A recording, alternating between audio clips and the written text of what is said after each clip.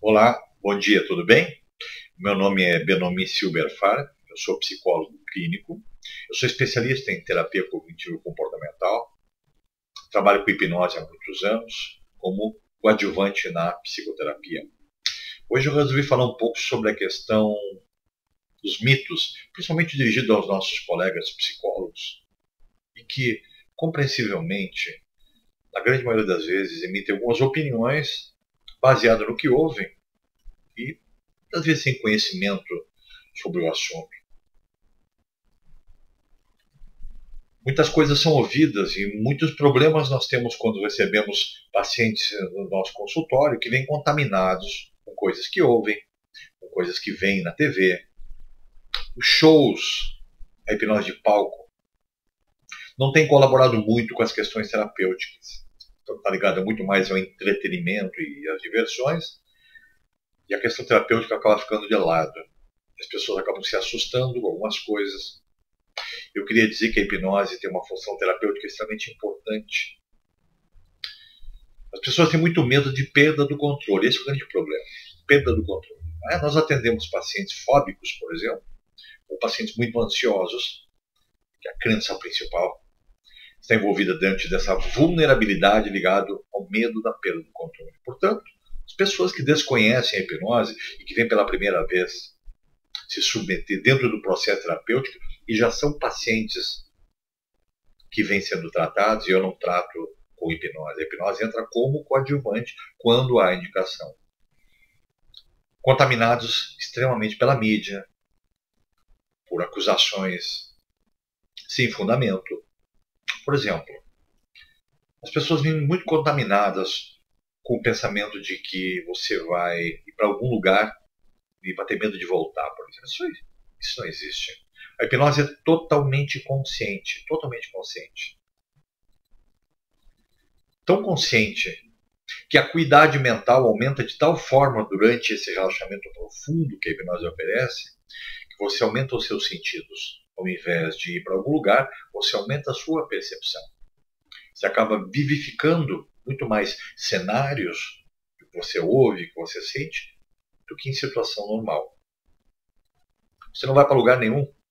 Você está interagindo comigo como profissional o tempo inteiro. E é preciso que isso aconteça, porque nós vamos investigar várias situações, como algum tipo de regressão à infância, por exemplo, onde nós vamos investigar esquemas iniciais desadaptativos, onde provavelmente necessidades básicas emocionais não foram supridas na infância. Nós vamos interagir com o nosso paciente para poder trazer informações que não foram fornecidas em psicoterapia.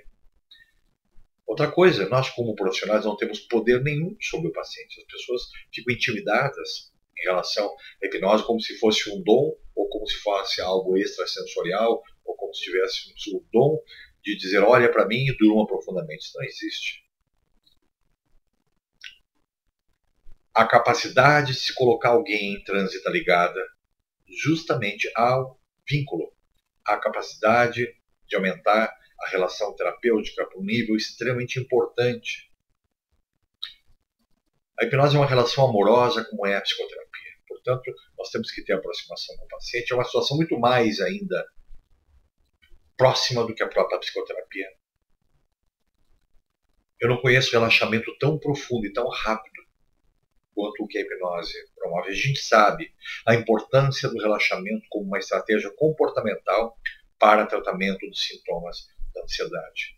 Pois então imaginem que quando você cria um vínculo muito importante com o paciente, você consegue condicioná-lo a retornar ao seu consultório e entrar num relaxamento rápido por um minuto e meio no máximo.